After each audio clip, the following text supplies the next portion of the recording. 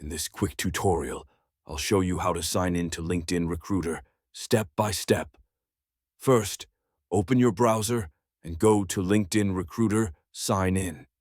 Enter your email or phone number and your LinkedIn password, then click Sign In. Once logged in, you'll land on your Recruiter dashboard.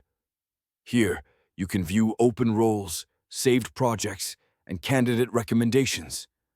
The top navigation bar lets you switch between projects, search, and messages easily. Click Search to start finding candidates using LinkedIn's advanced filters. You can filter by job title, skills, or location.